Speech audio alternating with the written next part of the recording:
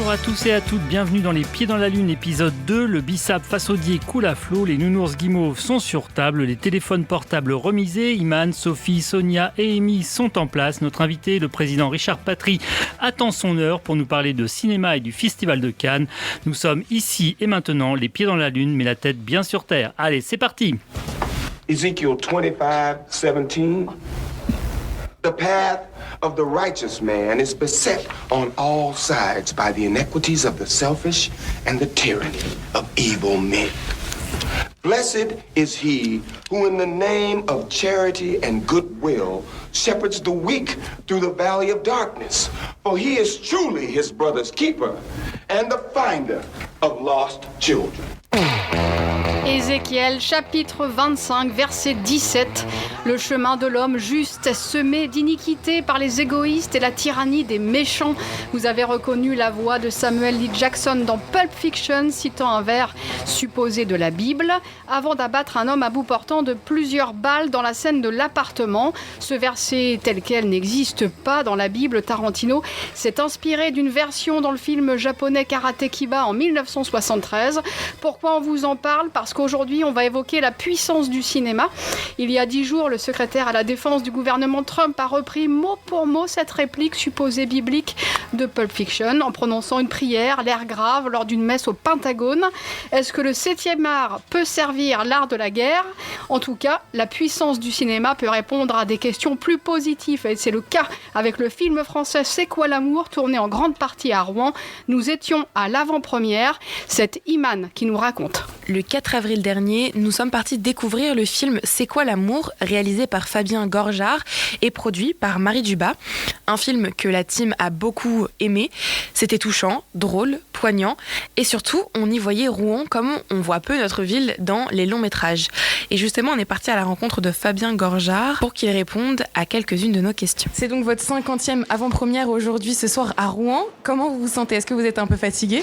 Alors, oui et non. C'est-à-dire que oui, parce que ça fait 50 avant-premières que je fais depuis à peu près le mois de janvier.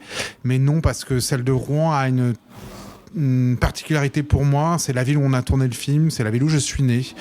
Donc c'est peut-être l'avant-première que j'attends le plus.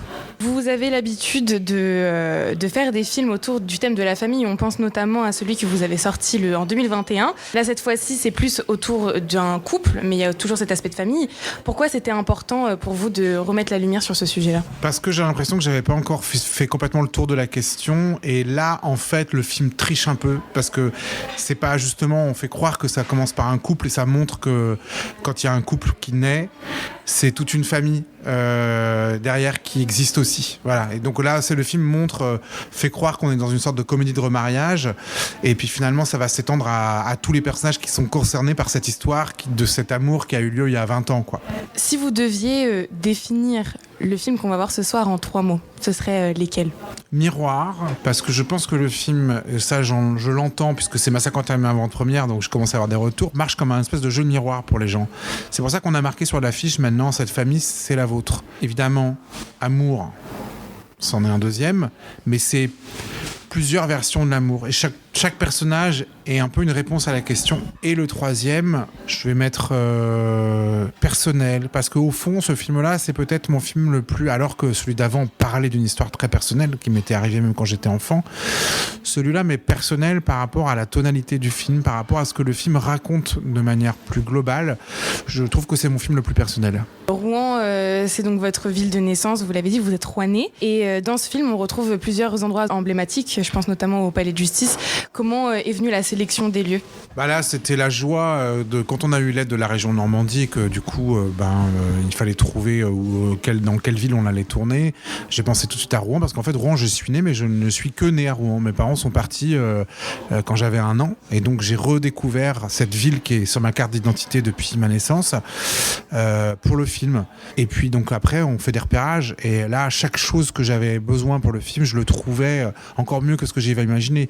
Ça va des Doc 76, le palais de justice dans lequel on peut faire plusieurs décors avec cette teinte, cette particularité de ce monde ecclésiastique quand même qui pèse sur le film comme ça. Donc Rouen, c'est une sorte de Vatican. Enfin, il y a tellement d'églises, le rapport à la religion est tellement fort, et puis comme le film en plus va jusqu'à Rome, d'aller de Rouen à Rome, je trouvais que c'est très cohérent. Donc effectivement, l'abbatiale, le Saint-Ouen dans lequel on tourne aussi, l'église Jeanne d'Arc dans laquelle on tourne, tous ces lieux-là ont une splendeur, ont même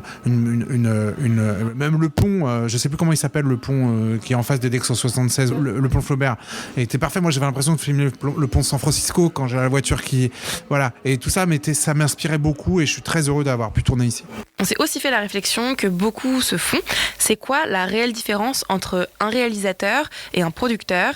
C'est pourquoi on a posé la question directement à Marie Dubas. Ma société s'appelle Deuxième Ligne, et ça fait très longtemps que je travaille avec Fabien Gorjard. Ça fait 18 ans qu'on fait des films ensemble. Ça, c'est son 3e long métrage. C'est quoi l'amour ? Alors, qu'est-ce que c'est qu'une productrice ? Disons que je suis la personne qui est aux côtés du réalisateur ou de la réalisatrice quand il conçoit les premières images ou les premières idées de son film. Mon travail, c'est de l'aider à accomplir son envie de film. Ça veut dire l'aider à aller au meilleur scénario possible. Et puis une fois que j'ai vraiment bien compris ce qu'il a en tête, c'est à moi de comprendre en termes d'argent, de chiffres, ce dont il a besoin pour exécuter sa vision. Donc en gros, moi j'aime bien dire que mon travail, c'est de lui accorder le plus de liberté créative possible, ce qui n'est faisable que lorsque j'ai vraiment bien compris ce qu'il a en tête. Et comment est-ce que vous allez chercher l'argent justement ? Est-ce que c'est compliqué ou pas ? Ça dépend. Là, c'était le 3e film de Fabien, et son 2e film qui s'intitule La vraie famille. C'est un film qui a été remarqué par les gens dont le métier c'est de financer des films. Moi, je suis allée chercher de l'argent chez Canal+, qui est un partenaire très fidèle du cinéma français, mais également chez France Télévisions. Alors, il faut savoir que ces deux entités ont l'obligation d'investir dans des films. C'est une obligation, c'est cadré par la loi. C'est l'État, un jour, qui a décidé qu'ils en avaient l'obligation. Donc, ils sont quand même obligés de dépenser de l'argent, mais ils ont le choix des films sur lesquels ils peuvent décider d'investir. Et puis, je suis allée chercher l'argent de la région Normandie. Alors moi, ma structure de production, elle est localisée dans le département de l'Eure. Donc Normandie Images, qui est l'antenne régionale qui se charge de financer le cinéma local. On se connaît bien, parce que ça fait 12 ans que j'ai ma structure ici. Je les sollicite souvent. Et là, c'était un film dont une partie du tournage se déroulait à Rouen. Donc il y avait un intérêt esthétique, artistique, local aussi pour eux à soutenir le film. Après la projection, on a demandé aux spectateurs ce qu'ils avaient pensé du film à chaud, et voilà ce qu'on en a retenu. Alors moi, j'avais pas vu la bande-annonce avant, donc je savais juste dans les grandes lignes l'histoire, et je trouvais que c'était très touchant sur la notion de la famille aujourd'hui. Donc les relations qu'il peut y avoir des relations forcément houleuses dans les familles, mais aussi apaisées, et que la famille, c'est aussi celle qu'on choisit et qu'on construit. Et qu'est-ce que ça vous avait fait de voir un peu des images de Rouen ? Je suis très fière de voir ma ville montrée de cette façon-là. Et pour être rouennaise, on se reconnaît dans des endroits où on n'a pas forcément aussi la chance d'aller, dans l'église Jeanne d'Arc ou même dans le palais de justice. Donc c'est chouette, on est fiers. Je pose quand même la question, qu'est-ce que ça a fait de jouer, même faire une petite apparition dans un film ? C'était une expérience incroyable, inédite, effectivement, puisque c'est vraiment le pur hasard qui a fait que. Moi, je suis responsable bâtiment du Palais de Justice, et c'est en rencontrant le réalisateur qui m'a dit il faut que tu apparaisses dedans. Et donc, rôle de composition, je joue une bonne sœur dans mon propre lieu de travail quotidien. Donc, c'était assez... une bonne sœur qui ne parle pas, du coup, mais qui fait un peu comme office de greffier. Donc, c'était une fierté et une expérience vraiment à vivre. Voilà le film C'est quoi l'amour ? À voir absolument, tourné en grande partie à Rouen, sortie nationale le 6 mai et dans toutes les salles, mais surtout à l'Omnia évidemment. Le coup de cœur culture de la team HDR. Aujourd'hui, avec Benoît, on vous parle du dernier livre de Philippe Torreton, comédien et écrivain né à Rouen. Philippe Torreton a suivi les maraudes du SAMU social dans Paris avec les infirmiers, les travailleurs sociaux et les personnes qui vivent dans la rue. Il a restitué ces échanges dans son livre intitulé « Veiller », paru en février dernier chez Calman Lévy. C'est Benoît qui nous en parle aujourd'hui. En pays de France, on aime à pratiquer des circonvolutions pour faire oublier nos coupables renoncements et silences. Vous savez, des trucs du genre, il faut savoir séparer le viticulteur du violeur, le chanteur au désir trop noir du tueur de femmes, l'artiste de l'homme même s'il est un abject goujat. Parfois, heureusement, dans le monde, une voix se fait propos. Philippe Torreton, voyez-vous, c'est un peu ce genre de voix. Un jour, il signe dans Libération une tribune intitulée « Alors Gérard, t'as les boules ?» pour dire qu'il ne faudrait pas trop séparer l'acteur qui s'enrichit avec le cinéma français du Depardieu qui ne paye pas ses impôts en France. Et boum, direct, sans préavis, il se retrouve, comme il dit lui-même, licencié du cinéma français. Lui, l'acteur césarisé en 97 pour Capitaine Conan de Tavernier, moliarisé en 2014 pour Cyrano de Bergerac. Pour autant, il ne perd pas le goût de l'écriture, engagé. 7 ouvrages à son actif, Le formidable Mémé, un livre tout en émotion qui vous fait verser des belles larmes, Jacques à la guerre pour rappeler qu'il y a ceux qui meurent et victimes de la guerre et ceux qui s'enrichissent avec. Un cœur outragé, histoire d'un acteur de Pont-de-Mer, prometteur et remisé, qui connaît l'histoire de Romain Gary et d'Émile Ajar et qui va s'en inspirer pour continuer d'exister dans son art. Son actualité du moment est un livre intitulé Veillée, chez Calman Lévy, collection L'Engagé. Fruit littéraire de nuit passée avec le SAMU social dans les rues de Paris. Pas de jugement moral et culpabilisateur chez Philippe Torreton, pas d'orgueil mal placé de transfuge de classe, juste une conscience politique exacerbée face aux politiques atones et aphones, un cri poétique, une intranquillité à faire partager. Se promener dans les rues de Paris est un bonheur quand on a un toit et une situation. Y vivre, migrant de l'extérieur, migrant de l'intérieur, est un danger de tous les instants, une violence et une peur permanente. La promesse d'une disparition, celle d'être effacé sous les yeux de nos semblables. Veiller, c'est veiller sur eux, sur nous, sur notre capacité à vivre en société. Mustapha, c'est ton vrai nom, le seul de ce récit. Comme ça, au moins, t'es quelque part, pour de vrai. Je ne t'ai servi à rien, Mustapha. Je t'ai regardé mourir. J'aurais eu au moins cette politesse, là, te regarder mourir. Elle était où, votre politesse, madame la femme du milliardaire, quand vous avez déclaré à la radio que vivre dans la rue est un choix ? Vivre dans un palace est un choix, faire du ski à Dubaï est un choix, mais on ne choisit pas d'aller mourir dans la rue. Jamais. Oui, c'était Veillée de Philippe Torreton. Vous ne pouvez pas encore l'emprunter sur le réseau des bibliothèques de Rouen, mais ça ne saurait tarder.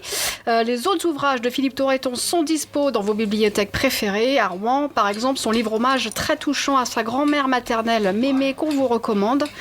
En attendant, on pourra écouter Philippe Torreton sur son dernier ouvrage pendant le festival Terre de Parole.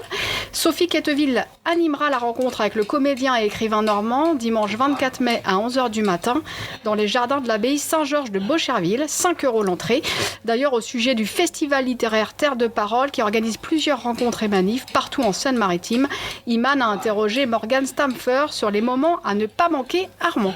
Ça va être compliqué de ne citer qu'un temps fort sur l'agglomération de Rouen, puisqu'on va avoir 3 événements pendant la semaine qui misent en fait sur une diversité des propositions littéraires et des propositions artistiques. Donc on va autant avoir un concert littéraire au Quartier Libre avec Lisette Lombé et Marc Namour, avec des entrées vraiment musicales, du slam et donc du coup de la musique. On va avoir aussi un événement à l'Historia Jeanne d'Arc et une rencontre entre Timothée de Fontbelle et Suzy Morgenstern, qui sont 2 auteurs en fait très connus pour la littérature de jeunesse, mais qu'on invite en fait dans le cadre de la sortie de leur premier roman cette année, à destination d'un public plus adulte. Et autre temps fort à Rouen, on a un très beau vendredi qui va être entre lecture et poésie, où en fait on organise un marathon de 8 heures, une lecture-performance de 8 heures qui s'appelle le Grand Marathon de l'Autofictif, où en fait le comédien Christophe Brault, va pendant 8 heures tenter de rattraper les billets de blog qui ont été écrits par Éric Chevillard sur du coup le blog de l'Autofictif. Voilà le festival littéraire Terre de Parole qui aura lieu du 24 au 30 mai partout en Seine-Maritime. Tout le programme est à retrouver sur le site terredeparole.com avec un S à terre et un S à parole. Il est 17h14, nous sommes en direct, les pieds dans la lune sur la radio HDR. Benoît, vous nous parlez maintenant des femmes et de la musique. Il se dit dans certains salons autorisés que la musique, comme toute chose sérieuse, est une affaire d'hommes. Pour preuve, l'absence de compositrice dans l'histoire. Face à pareille niaiserie, mensonge, fadaise, on pourrait citer les noms de Hildegard von Bingen, Elisabeth Jacquet de la Guerre, Clara Schumann, Betsy Jolas, Mel Bonis. On peut aussi renvoyer à l'ouvrage de Guillaume Kominski, compositrice, l'histoire oubliée de la musique, édition Les mots et le reste, pour rappeler l'effort d'invisibilisation et d'empêchement pratiqué encore et toujours par la grande entreprise du patriarcat mondial qui a su empêcher Nina Simone d'être une artiste classique, mais pas d'être une géante du jazz. Ce jazz en France, dont les talents féminins sont légion. Marion Rampal et son dernier album Song for Abbé, Anne Passeo, formidable batteuse qui peaufine entre la Nouvelle-Orléans et la France sa démarche artistique singulière avec son album Atlantis qui vient de ressortir agrémenté de plusieurs titres nouveaux, ou encore R.L. Besson, trompettiste de talent qui vient de sortir un nouvel album, Blossom, dont nous écouterons un extrait en fin d'émission. Que serait le rock enfin sans les Go-Go's, les Bangles, Texas, Chrissy Hine, sans ces grandes dames, Kim Gordon, voix des Sonic Youth d'antan, qui signe avec Play Me un nouvel album bien affirmé, et Nina Hagen, inaltérable, qui nous revient avec Highway to Heaven, inspiré par Dieu lui-même. Nina n'a pas besoin d'intermédiaire terrestre, elle est Nina Hagen. La pop n'est pas en reste avec Avalon Emerson, ex-programmatrice informatique de la Silicon Valley, DJ reconnue et appréciée des nuits berlinoises. Elle signe sous le nom d'Avalon Emerson and the Charm, son deuxième album qui fleur blond les mélodies des années 80-90, comme celle d'Everything But the Girl. La voix de la chanteuse Tracey Horn a tant ravi mes oreilles. Le premier titre de l'album d'Emerson, Brighton into Chance, s'appelle Eden. Tout comme l'album d'Everything But the Girl, sorti en 86. Chouette coïncidence, on l'écoute tout de suite. Avalon Emerson and the Charm, Eden.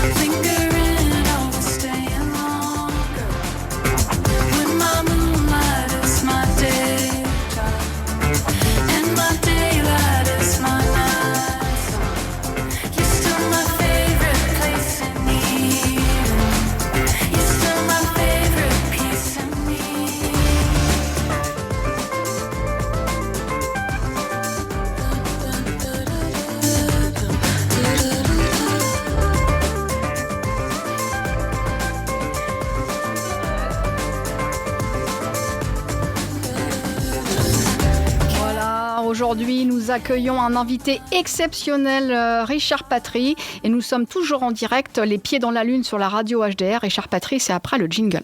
Les pieds dans la lune, un invité sur Terre. En France, il y a beaucoup de présidents. Trop sans doute, mais il n'y en a qu'un seul, le président. C'est Richard Patry, président directeur général de la société Nord-Ouest Exploitation, Noé Cinéma, président de Normandie Images, président de la Chambre syndicale des cinémas de Normandie, président de la Fédération nationale des cinémas. Vous êtes aujourd'hui à la tête d'un groupe qui est parmi les 10 premiers en France et les 50 premiers en Europe. Richard Patry, bonjour. Bonjour à toutes, bonjour à tous. Vous n'êtes pas un héritier, donc ma première question, qui ne cache pas mon admiration, comment part-on d'Elbeuf en 1987 avec moins d'une bobine en poche pour en arriver où vous en êtes aujourd'hui ? Alors on est parti un peu avant d'ailleurs, 87, puisque en fait moi je suis né d'un papa barbier coiffeur, d'une maman qui travaille en usine et d'un amour pour le cinéma parce que mon papa ferme son salon assez tard le soir parce qu'à Elbeuf il y a une grosse usine, il y a une grosse usine Renault, et donc il coiffe les ouvriers qui sortent du quart du soir. Et donc moi je suis tout seul à la maison, je suis fils unique et j'ai le droit d'aller au cinéma très tôt. Et voilà, c'est comme ça que je vais découvrir mon amour du cinéma. Puis je vais rencontrer des enseignants magnifiques dans un lycée magnifique qui est le lycée André Mauroy, où j'ai fait toute ma scolarité. Moi j'ai tellement aimé ça que j'ai commencé en 6e, j'ai fini en terminale, mais j'ai fait 9 ans. J'ai redoublé 2 fois parce que comme je pouvais avoir du rab à la cantine, j'étais bien vu. Et donc voilà, dans ce lycée avec plein de profs, on a créé un ciné-club qui a beaucoup fonctionné à l'époque. Il y avait vraiment des ciné-clubs qui marchaient très très fort dans les lycées. Et voilà, j'ai découvert donc au cinéma d'Elbeuf, au ciné-théâtre d'Elbeuf, j'ai découvert les Charlots, la Grande Vadrouille, les grands films comiques. Et puis au lycée, j'ai découvert les grands maîtres italiens, les grands maîtres japonais, Truffaut, etc. Donc une culture qui se compose comme ça. Et puis le 14 décembre 1982, je suis invité à l'inauguration du nouveau cinéma d'Elbeuf. L'ancien a été fermé, reconstruit dans un complexe de 3 salles. Et là, le pauvre étudiant que je suis se dit comment va-t-il payer ses entrées pour aller au cinéma. Une salle, déjà tout mon argent de poche y passait. Alors 3, c'est fait signer. Comme je suis invité en tant que président du ciné-club à l'inauguration, je vois les nouveaux patrons et je leur dis écoutez, je vous propose un deal. Je viens travailler pour vous gratuitement le week-end et en échange, je vois tous les films. Tape là, le lendemain c'est l'ouverture, 15 décembre 1982, on passe dans la grande salle La Boum numéro 2 et le premier billet qui a été déchiré, c'est moi qui l'ai déchiré du premier client. Voilà comment j'ai commencé. 87, je rachète le cinéma, vous l'avez dit Benoît, et puis je crée ce groupe Noé sans jamais avoir quitté Elbeuf. C'est pour ça qu'il y a beaucoup d'émotions. D'abord, je suis ravi d'être avec vous pour en parler, et il y a beaucoup d'émotions parce que dimanche on va fermer ce cinéma. Alors c'est jamais facile de fermer un cinéma, même si celui-là on le ferme pour la bonne cause puisqu'on va le réouvrir, mais voilà, j'y ai passé toute ma vie dans cette salle, donc j'y ai vécu énormément d'émotions et voilà. Alors à propos de cette fermeture, Amy a une petite question à vous poser puisqu'elle est scolarisée à Elbeuf et qu'elle a entendu parler d'une affaire qui la travaille beaucoup. Oui, exactement. J'ai vu que dimanche, vous proposez de venir assister à la diffusion d'un film au cinéma Grand Mercure à Elbeuf et de repartir avec son fauteuil. Exactement. Alors donc dimanche à 18h dans la salle numéro 2, je vous parlais de la salle 1 tout à l'heure avec La Boum, dans la salle numéro 2, on passait Papy fait de la résistance. Eh bien dimanche, on propose de repasser Papy fait de la résistance à 18h et à la fin, si vous le voulez, il n'y a absolument bien sûr aucune obligation, eh bien vous venez avec une clé de 13, vous déboulonnez le fauteuil et vous repartez avec lui chez vous, puisque dans le nouveau cinéma, il y aura des nouveaux fauteuils et que plutôt que de les jeter, autant faire plaisir. Moi, je vous avoue que c'est une opération qui me fait très plaisir parce que, je vous le disais juste avant, il y a beaucoup d'émotions, moi, dans cette fermeture, et que les spectateurs et les spectatrices d'Elbeuf puissent emporter un petit morceau du cinéma avec eux et le mettre chez eux si ça les amuse. Eh bien, voilà. Alors, encore une fois, il n'y a absolument aucune obligation, mais on fait cette opération. Voilà, vous voyez un film et vous repartez avec votre fauteuil. Oui. Et justement, alors je réembraye sur quelque chose d'assez différent, mais il y a quelques jours, je reviens sur l'actualité, l'Omnia a été récompensé du CinemaCon 2026 de Las Vegas par le Blue Ribbon Award du Box Office Pro. C'est un réel accomplissement. Comment s'est passée la remise du prix ? Écoutez, ça a d'abord été une surprise. Alors Benoît vous l'a dit tout à l'heure, je suis un gros cumulard, donc j'ai plein d'actions dans le cinéma, et donc tous les ans je vais à Las Vegas depuis maintenant 30 ans. Las Vegas, c'est le plus grand marché du cinéma au monde, là où toutes les annonces sont faites. Et donc, j'ai eu la surprise, effectivement, de voir que nous avons obtenu pour l'Omnia le Blue Ribbon. Alors, c'est une distinction très importante qui marque l'excellence dans l'accueil, dans la convivialité, dans la qualité architecturale. C'est vrai qu'on a postulé avec le groupe Noé et toute l'équipe de l'Omnia. Mais ce qui m'a le plus fait plaisir, c'est que quand on nous a remis le diplôme, on a bien sûr parlé de l'architecture, la rénovation qui a été faite avec les services de la ville de Rouen, qui a été un gros boulot, mais on a surtout parlé de la place du cinéma dans son environnement, toutes les opérations de médiation qui étaient faites, et ça a beaucoup impressionné le jury. Et à côté du cinéma Rex ou à côté du cinéma Pathé Palace, nous on était le petit cinéma à réessai qui recevait ça, et je crois que effectivement la dimension complètement territoriale implantée dans le territoire a beaucoup joué sur cette distinction. On est très très fiers, surtout que c'est une distinction qui est remise par un jury américain, hein, donc voilà, ils sont peut-être jamais venus à Rouen ces gens-là, mais en tous les cas on a su, et bravo à toute l'équipe d'Hervé, de Jean-Marc et toute l'équipe de l'Omnia, parce que c'est leur travail qui a été récompensé. Alors justement, vous êtes en tant que président, vous êtes l'homme qui parlait à l'oreille des ministres, hein, qui passent et qui trépassent. Alors parfois vous leur parlez un peu fort parce qu'ils ont un petit peu de mal à entendre.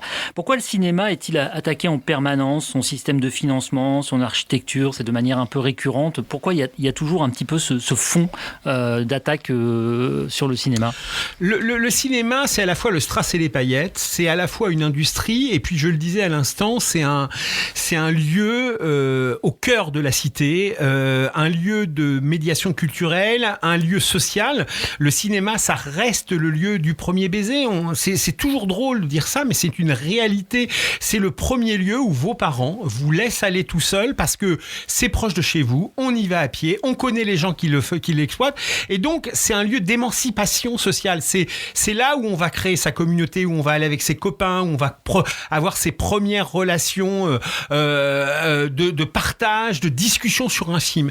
Et donc c'est tout ça à la fois, le strass, les paillettes, etc. Et donc c'est facile d'attaquer le cinéma, hein. C'est très facile, il y a beaucoup d'argent, alors qu'il n'y a pas tant d'argent public que ça, puisque c'est un système qui est autofinancé par un système de taxes. Quand vous achetez votre billet de cinéma, vous payez en fait une taxe qui va permettre de financer le premier film d'une jeune créatrice ou d'un jeune créateur, qui va permettre de financer la rénovation du cinéma L'Omnia ou prochainement du cinéma Mercure, qui va aussi permettre de classer les salles à réessai et de leur donner une subvention pour passer des films plus difficiles et moins grand public.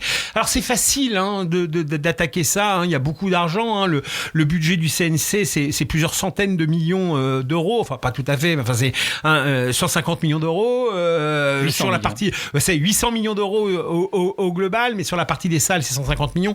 Donc voilà, enfin c'est très très très facile à attaquer. Et puis voilà, quand vous voyez des sommes pareilles, il y a un système qui est objectivement, moi je fais le tour du monde, hein, c'est un système qui fait l'admiration de tout le monde aujourd'hui. Le Maroc aujourd'hui est en train de créer un système complètement équivalent, parce que le Maroc a compris que pour avoir un cinéma marocain avec des jeunes auteurs et autrices marocains, il fallait des salles, et le Maroc construit actuellement partout sur le royaume des salles de cinéma publiques dans lesquelles les films vont passer. Alors à la fois, c'est toujours pareil en France, hein, ce qui marche bien, on l'attaque assez facilement. Bon, voilà, sur ce, soyons très clairs, hein, on a quand même l'oreille des politiques. La moitié des salles de cinéma en France, hein, il y a 2000 lieux de cinéma, la moitié de ces salles sont d'une façon ou d'une autre liées aux collectivités territoriales, hein, je le disais, l'Omnia appartient à la ville de Rouen, le Mercure à Elbeuf appartient à la ville d'Elbeuf. Il y a des actions très importantes, la région investit massivement dans la rénovation des salles de cinéma partout sur le territoire. Il y a quand même une prise de conscience que pour avoir un cinéma français, il faut des salles de cinéma françaises. Je dirais que depuis les années 80, et Jacques Lang, c'est ce qu'on a véritablement compris, c'est-à-dire que les deux étaient absolument nécessaires, des salles et des films. Alors, vous l'avez dit, vous allez partout où il faut défendre et promouvoir le cinéma, mais vous allez aussi souvent, en fait tous les ans peut-être même, hein, vous allez nous le dire, dans une destination bien particulière.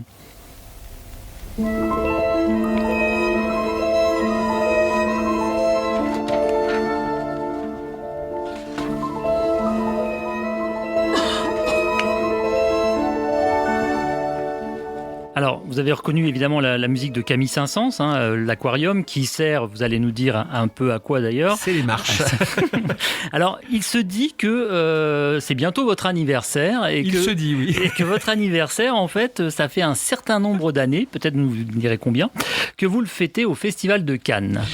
Eh bien, écoutez, ça fait plus de 40 ans, 42 ans pour être très précis, que je vais tous les ans. Je n'en ai raté aucun. Voilà, parce que c'est, alors là, si vous voulez, quand on est cinéphile, qu'on travaille dans le cinéma, Cannes, c'est quand même le plus bel endroit du monde où aller pour voir des films. Toute la profession est là, mais pas que la profession. Enfin, je veux dire, le monde entier du cinéma est là. C'est un mélange où vous voyez beaucoup de gens, beaucoup d'auteurs, d'autrices, d'images immense talent. Vous voyez beaucoup de films.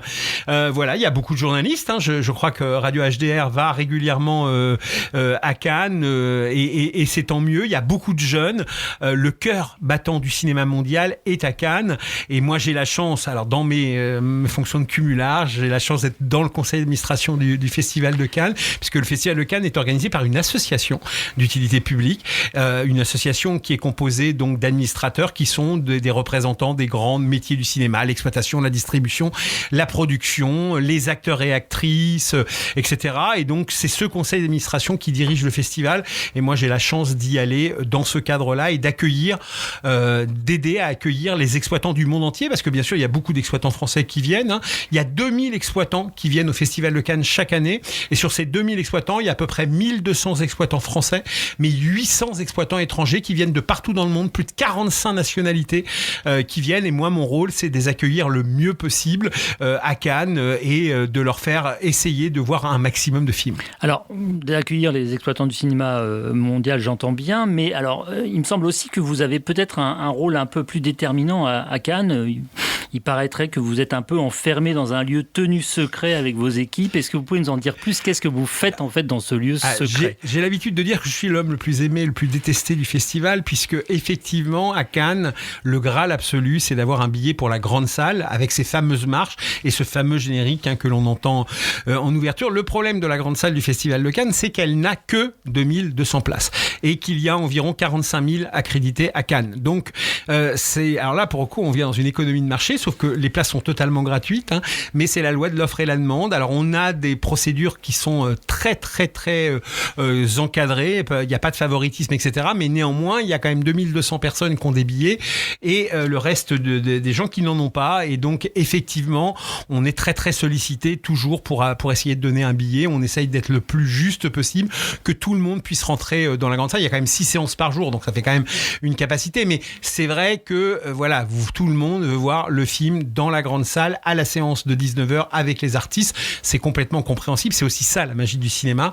Donc voilà mon travail, c'est d'essayer de réguler ça et d'être le plus juste possible pour que tout le monde puisse avoir accès à cette grande salle du festival. Vous savez, le festival, c'est la version immergée de l'iceberg, c'est cette grande salle, mais il y a plein d'autres projections. Il y a plus d'une trentaine de salles de projection. À Cannes, simultanément, il y a plus de 30 films qui sont diffusés tous les jours. Et donc voilà, mon travail, c'est d'essayer de réguler ceux de la grande salle et les autres salles également, et d'inciter les gens à dire, vous n'avez pas pu voir le film là, mais vous pouvez le voir à tel endroit, à telle heure. Et c'est vous qui gérez donc toute la programmation Toute la billetterie, pas la programmation. La programmation, c'est Thierry Frémaux. Non, mais je veux dire la programmation au sens physique du terme, vous lancez les films, etc. Exactement. Oui. Alors, par rapport à ça, est-ce que justement, vous avez cette année alors, non, peut-être commencer par, est-ce que vous avez un grand souvenir du Festival de Cannes, quelque chose qui vraiment vous a marqué, puisque là, vous êtes quand même peut-être un de ceux qui est plus allé au Festival de Cannes, le vivre pleinement depuis 40 ans, un vraiment grand souvenir, et puis peut-être par anticipation, puisque vous êtes au conseil d'administration, une grande attente par rapport à ce festival, donc qui je rappelle, se déroulera du 12 mai au 12 au 26 6 mai, voilà. Non, 24 12 au 24, voilà, on va y arriver. Des souvenirs, non, je peux pas vous en dire qu'un. Souvenir du Festival de Cannes, j'en ai énormément. La première année où je suis allé à Cannes, j'avais donc 20 ans. La particularité, c'est que je viens de vous expliquer qu'effectivement, je m'occupe de gérer la billetterie. Vous l'avez dit, c'est pas moi. Non, je m'occupe de la billetterie de la grande salle pour les exploitants. La première année, je n'ai pas réussi à avoir de billets dans la grande salle. Donc je suis la première année où je suis allé à Cannes, j'ai jamais pu rentrer dans la grande salle. Donc ça, c'était assez drôle parce que bon, maintenant, forcément, c'est un peu plus simple. Pour moi, non, des grandes soirées du festival où vous avez, la soirée du 50e où vous aviez toutes les palmes d'or vivantes présentes sur scène, c'est quand même très impressionnant. Alors cette année, c'est une année intéressante puisque, alors ça marque, c'est une année un peu particulière, c'est une année sans film américain ou quasiment pas de film américain. Il n'y a aucun film de studio. On avait tous pensé que le Mandalorian, donc Star Wars sera Cannes. On pensait que le Spielberg sera Cannes. Ils n'y sont pas.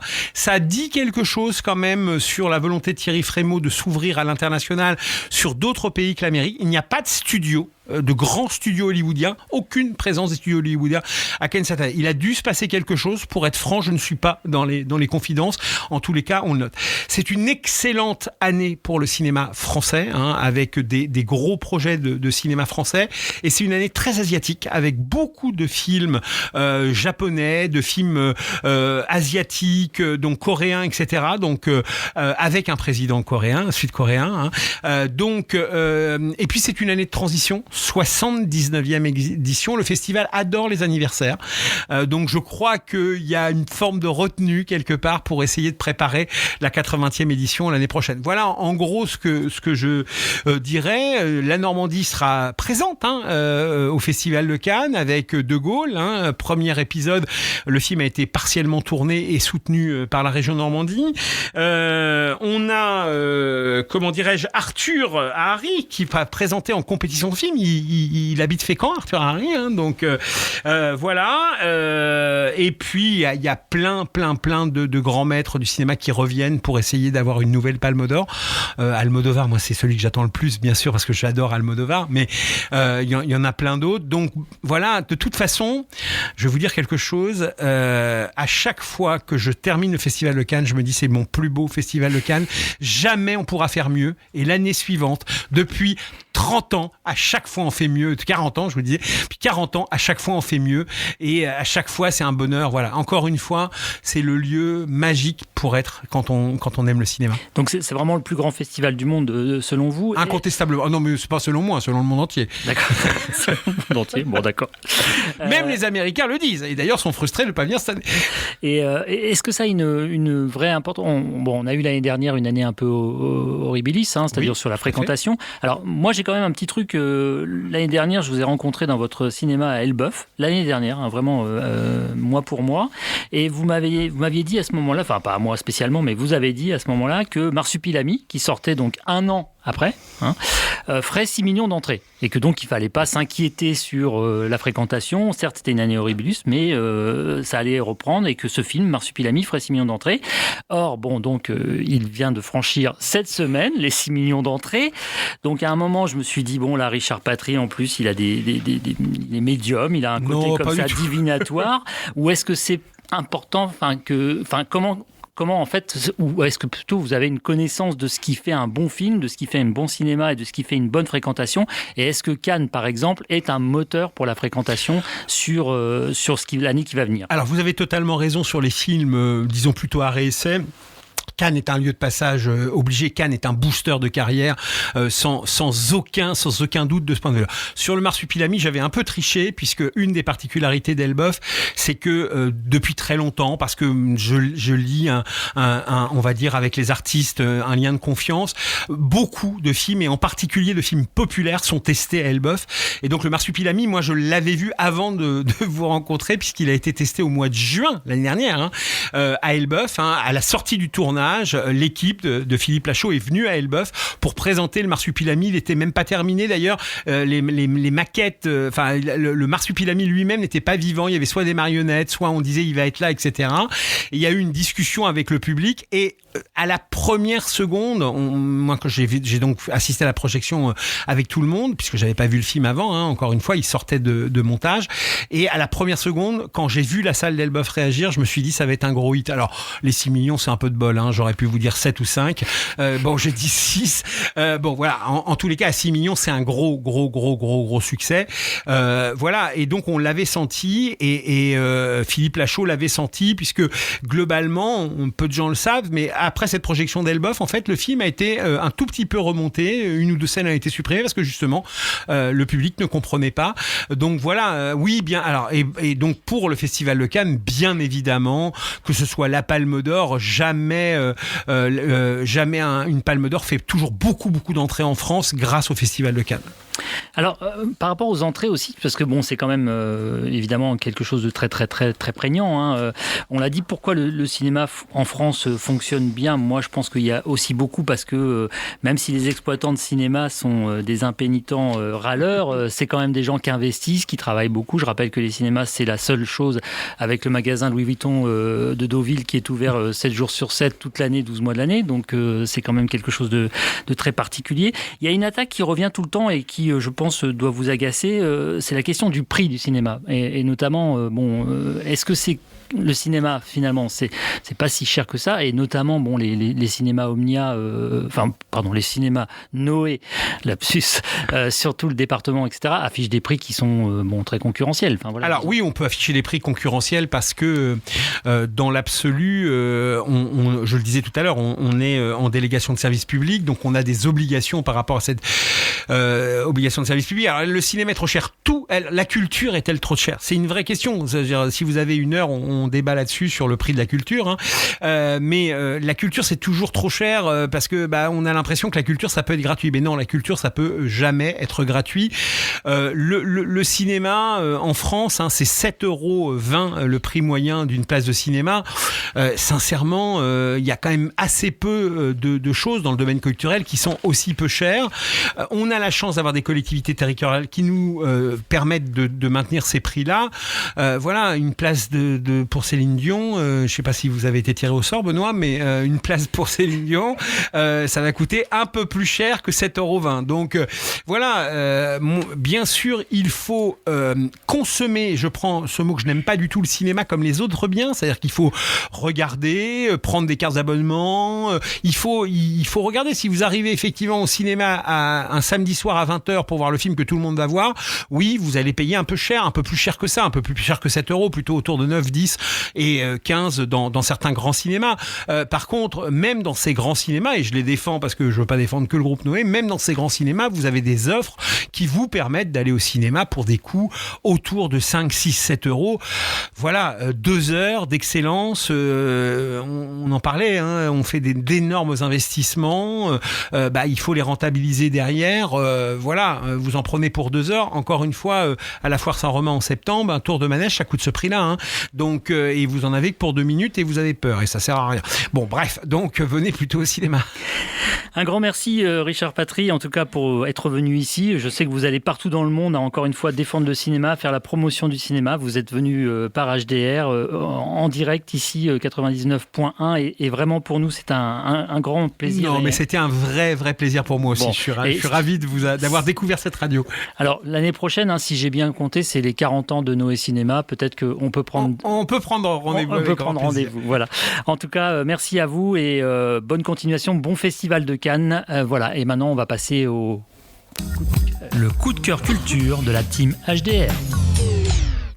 Le coup de cœur culture de la team HDR, ils ont lu, vu ou écouté pour nous. C'est Iman aujourd'hui qui nous parle de The Drama, un autre grand film américain qui est à l'affiche depuis près de 20 jours maintenant, Iman. Effectivement, je suis partie voir The Drama il y a maintenant une bonne semaine, mais je voulais juste faire une petite dédicace au film Michael qui m'a absolument retourné le cerveau il y a 2 jours quand il est sorti. Enfin bref, on en reparlera lors de la matinale sûrement. En tout cas, The Drama, c'est un film que tout le monde attendait. Pourquoi ?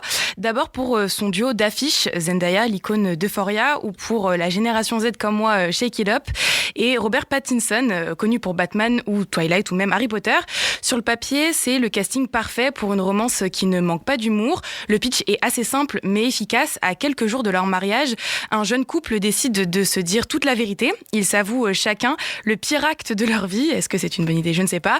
Et c'est là que le fameux drama commence quand Emma, la future mariée, lâche une bombe qui laisse son futur conjoint sous le choc. L'intrigue, elle est assez accrocheuse, c'est aussi pour ça que j'y suis allée. Mais pour moi, j'étais un peu déçue parce que j'avais une haute attente au vu du casting et du pitch, mais je trouvais que le sujet principal, sans spoil, était traité de manière un peu maladroite. On a parlé de santé mentale, pour rester un peu vague, et je trouvais que ça aurait pu être un petit peu plus fin. Bon, ça c'est ma réflexion, je ne suis pas une experte en cinéma, je représente, on va dire, le peuple. Côté chiffres, le public est plutôt conquis avec une note de 3,5 sur Allociné. De mon côté, j'aurais été un peu plus sévère, j'aurais mis 6,5 ou 7 sur 10. Et pour être honnête, à la fin, je trouvais que c'était un petit peu long. Voilà. C'est pas un véritable coup de cœur. Alors. Non, mais ça reste un bon film. D'accord. Alors un autre coup de cœur, là c'est un vrai coup de cœur, hein, on est d'accord. Hein. Sonia nous recommande le prochain concert de la Maison Illuminée qui ouvre la saison des Jeudis de Saint-Maclou dans l'église du même nom à Rouen. Et c'est Oswald Salaberger, chef d'orchestre, qui a répondu à ces questions. Oui, si vous avez une envie, une petite parenthèse enchantée pour vos soirées du printemps, si vous aimez les concerts, spectacles et l'atmosphère unique des lieux chargés d'histoire, nous avons une pépite culturelle à vous partager pour les mois de mai, juin et jusqu'à juillet. L'association La Maison Illuminée nous invite à découvrir son événement phare les Jeudis de Saint-Maclou, un cadre prestigieux, intime et chaleureux. Chaque jeudi soir, la magnifique église Saint-Maclou, joyeux du gothique flamboyant situé rue de la République, ouvre ses portes à la musique. C'est l'occasion idéale de profiter de la douceur printanière dans un lieu hors du commun, avec l'acoustique exceptionnelle, sublime, chaque note. Tous les jeudis du 21 mai jusqu'au 9 juillet, hormis le 19 juin, ce sera un vendredi. Pour tout ce qui concerne les billets, vous pouvez réserver vos places sur la plateforme Allo-Asso, directement sur place à votre arrivée. L'info la plus importante, c'est que l'événement est gratuit pour les moins de 18 ans, une occasion parfaite pour sortir en famille, entre amis. Et pour ceux qui ne le savent pas encore, Benoît, votre chroniqueur préféré, également président de la Maison Illuminée. Nous avons pu rencontrer le chef d'orchestre et directeur artistique, Oswald Salaberger. Il nous a confié l'esprit de ces soirées et c'est une habitude de ces salles de concert où il y a une quête de détente, une quête pour se retrouver tous ensemble. Notez bien dans vos agendas, dès le 21 mai, vos jeudis de soir changent de dimension, changent d'ambiance, et ce, pour tous et toutes. Pour nous mettre dans l'ambiance, nous écoutons tout de suite Oswald Salaberger qui nous illumine. Donc on propose ces rendez-vous tous les jeudis à partir du 21 mai à 20h à l'église Saint-Maclou à Rouen. Et le répertoire est classique au plus beau, Mozart, Beethoven, Bach, Vivaldi, mais aussi des découvertes. Et surtout, on va dire, des partitions qui sont un petit peu arrangées à aujourd'hui. Et on fait aussi des pas de côté vers le jazz, mais toujours avec un regard à partir de la musique classique. Quand on joue du jazz, on joue par exemple du Debussy ou du gospel, qui sont des racines pour des grands jazzmen anciens. C'est évidemment pour des gens qui connaissent un peu mieux les classiques, qui aiment revoir une autre version, une version un petit peu moderne, mais aussi, je pense, c'est pour ça aussi on met du grand répertoire, du Mozart, du Beethoven, du Bach, du Vivaldi, les 4 saisons, les concerts de Beethoven, les symphonies de Mozart, les concerts de brandebourgeois de Bach, pour attirer des nouveaux, puisqu'il me semble dans le temps qui court, les crises, beaucoup d'agressivité, il est important de vivre ces moments de recueillement ensemble et d'ouverture et de joie. Il faut qu'on sourisse ensemble, qu'on se réjouit de la vie ensemble. Et la musique peut transporter cela dans la vie de chacun et chacune. Et nous sommes des passeurs, rien d'autre. Je suis très heureux d'être celui qui pouvait organiser et puis jouer ces belles pages de musique et avec des découvertes. C'est pas seulement le classique. Certes, c'est au centre, mais quand même avec un rayonnement vers d'autres répertoires. Voilà, la saison, les Jeudis de Saint-Maclou de la Maison Illuminée, vous écoutiez le chef d'orchestre Oswald Salaberger, ça démarre jeudi 21 mai à l'église Saint-Maclou, place Barthélemy, je crois, c'est ça ? Oui. Tout à fait, voilà. Maintenant, nous partons en Irak. C'est Amy qui nous emmène en Irak et qui nous parle de ce livre qui a reçu en 2021 le prix Goncourt du premier roman « Que sur toi se lamente le tigre », une tragédie autour d'un crime d'honneur, Amy. C'est l'histoire d'un véritable conte à rebours en Irak. Une tragédie, le destin d'une jeune femme irakienne qu'on s'est condamnée dès le début de la lecture. Son crime, avoir aimé et être tombée enceinte hors mariage. Son bourreau, son propre frère aîné, chargé de laver l'affront, car ici, l'honneur est plus important que la vie. Chaque chapitre donne la parole à un membre de la famille, permettant de confronter leurs points de vue tous différents. Mais ils ont un point commun, ils sont victimes et complices des traditions. D'ailleurs, petit détail, chaque nouveau narrateur est introduit dans le chapitre précédent. Son récit est coupé par des passages de l'épopée de Gilgamesh et qui rend le tigre vivant. Il est témoin de cette tragédie qui se répète encore et encore depuis des millénaires.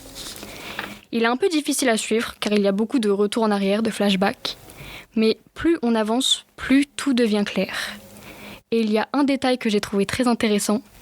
Notre victime n'a pas de nom. Donc ça rend le récit universel. C'est un roman court, mais poignant, transperçant.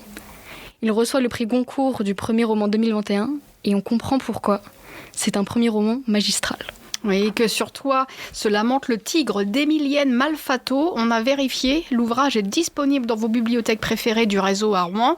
Il y a même un livre audio qui est disponible, je crois, à la bibliothèque Simone de Beauvoir.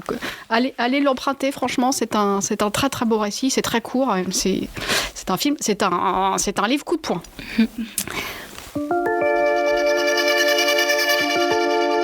Voilà, on part en Turquie avec le Festival de la Turquie le 23 et 24 mai au Parc Expo de Rouen.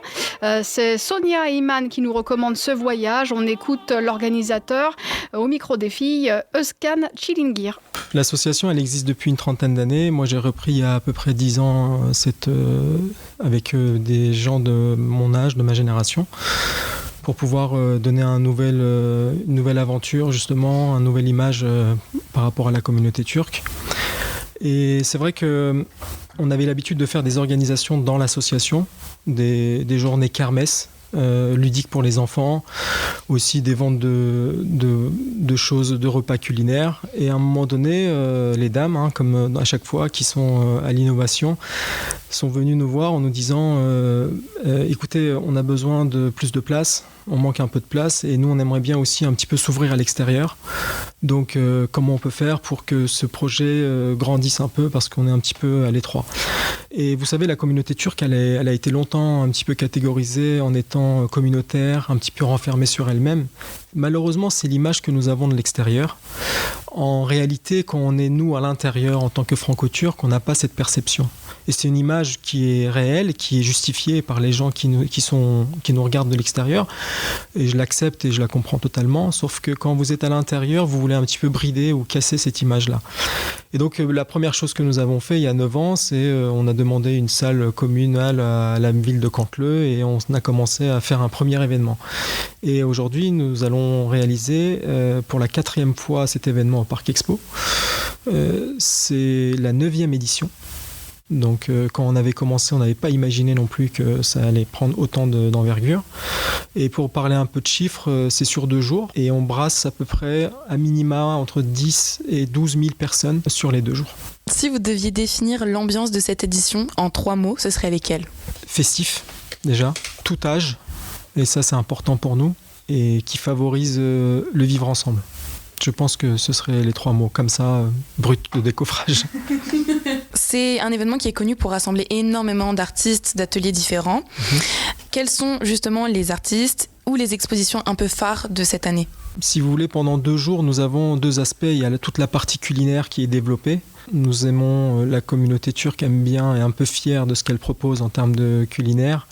C'est un pays très varié et très vaste qui peut proposer plein de variétés différentes en fonction si vous êtes au sud-ouest de la Turquie ou au sud-est ou au nord. Donc il y a beaucoup de stands qui sont autour des repas, un peu à l'idée d'un street food qu'on peut avoir dans d'autres événements. Après, il y a toute la partie culturelle qui est développée. Sur scène, il va y avoir également des présentations de calligraphie, d'un souffleur de verre. Après, on va commencer un petit peu monter en puissance avec la représentation de danse folklorique, et justement de toute la partie sud-est de la Turquie et du nord, et pour finir avec le sud-ouest, parce que les chants et les danses et les vêtements sont complètement différents. Donc petit à petit, on monte en pression. Après, on continue à monter un peu l'ambiance avec des chanteurs, donc plutôt des chanteurs locaux, connus pour forcément une région du pays, donc avec des instruments différents. Ça va être la guitare turque, qui ressemble un peu à l'électro-guitare que nous avons, mais sans la partie électro. Dans un second temps, après, vers la soirée, on continue sur des concerts un peu plus actifs. Et là, on va retourner un peu vers la mer Noire. La mer Noire où les gens de la mer Noire écoutent beaucoup la lyre grecque. Donc là, on va retrouver un petit peu des racines aussi de la Grèce. Et en fin de soirée, donc là, on commence à monter. Et en fin de soirée, on a donc un DJ Bourak, qui est très connu au niveau national, qui va faire sa prestation. Donc ça, c'est pour le samedi. Le dimanche, on retrouve, alors pour ceux qui ne sont pas venus le samedi, le dimanche, on va retrouver des événements culturels sur scène. Par exemple, le Mevlana, ce qu'on appelle les derviches tourneurs. Cette manière de tourner autour de soi-même, vous avez dû voir déjà, qui représente justement la connexion entre Dieu et la personne. Et ça, au niveau visuel, c'est très très apprécié par les gens qui ne sont pas de la communauté turque, justement. Donc ça, c'est une représentation spécialement pour eux, parce que voilà, on a beaucoup d'invités d'horizons différents, et c'est pour eux aussi qu'on organise ça. Il va y avoir une présentation de l'art du sable. Et la grande star de la soirée, du week-end d'ailleurs, c'est Semi Cenk, qui est dimanche soir, qui va être en concert. Et donc ce monsieur a fait le top, va être en concert. Et donc ce monsieur a fait le top 10 pendant plusieurs semaines et plusieurs mois. Aujourd'hui, c'est le chanteur le plus populaire. Alors donc lui, par contre, on va complètement s'externaliser de toute la partie culturelle sud-est, sud-ouest. On est plus dans un cadre pop. On revient vers le continent européen, et c'est quelque chose qui plaît énormément aux jeunes et qui va plaire aussi à tous les invités en fin de compte. Est-ce que ce serait possible, je pense notamment aux familles, aux mamans, aux enfants, de faire des ateliers carrément d'art manuel, de faire des activités manuelles et repartir avec un truc, quoi?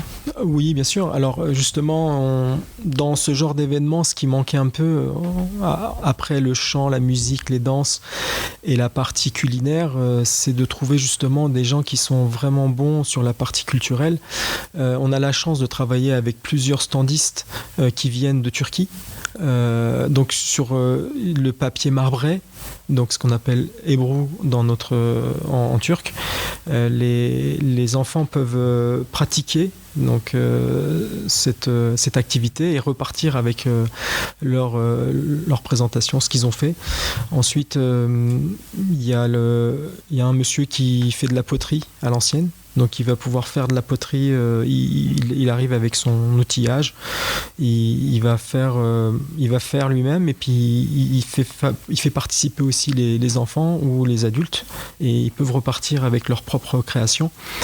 De la même manière pour le souffleur de verre. Donc on a la chance de pouvoir voir en direct comment est travaillé le verre, et comment il est décoré, et pour pouvoir repartir avec un objet. Donc oui, ça va être possible. Au-delà de ça, on a un stand très grand qui est consacré aux enfants, avec des ballons gonflables et un peu d'atelier aussi, mais donc dans un cadre un peu différent, plutôt du maquillage, du henné, et des activités pour les enfants, pour les occuper un petit peu, pour qu'ils repartent maquillés ou qu'ils repartent avec la joie d'être passés par le festival de la Turquie. Alors au niveau culinaire, je vous conseille fortement le kumpir, parce que vous ne pouvez pas en trouver partout. C'est vraiment un produit issu de la street food turque que vous allez retrouver à Istanbul, et nos jeunes de notre association le font très très bien depuis plusieurs années. Donc c'est la pomme de terre qui est sortie du four, dans laquelle on le mélange avec du beurre et du gruyère, et à l'intérieur on met des composants, des ingrédients et des sauces. Est-ce que vous pourriez nous faire un résumé de l'adresse, des dates et des horaires à retenir principalement? Alors le Festival de la Turquie, c'est le 23-24 mai, donc c'est la veille de la Pentecôte. C'est comme ça que les gens s'en souviennent. C'est tous les ans la veille de la Pentecôte, et c'est au Parc Expo de Rouen. Donc c'est à partir de 10h jusqu'à 22h. Merci pour toutes ces informations. Mes petits points prix, le tarif adulte est à 10 €, le pack plus 13 ans sur les 2 jours 20 €, le tarif enfant lui 6-13 ans 6 €, et le pack enfant sur les 2 jours 10 €. Et à savoir que moi et Iman, nous serons présentes lors de l'événement afin de prendre quelques photos et déguster les plats qui sont cités, et on vous montrera tout ça sur Instagram, Facebook et TikTok, pourquoi pas, et voilà.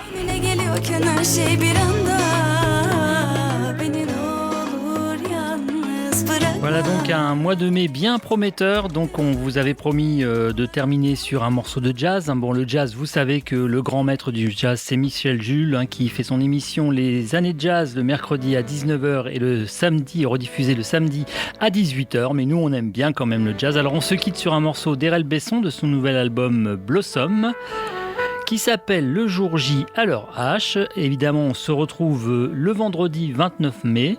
Ça, c'est le jour J, à 17h. À l'heure H. Voilà, c'est terminé pour l'épisode 2 des Pieds dans la Lune, en direct. Évidemment, d'ici là, vous n'avez qu'une seule station, c'est Radio HDR, une seule fréquence 99.1 sur la bande FM et sur le stream de radio.net. Bon week-end à tous et à toutes.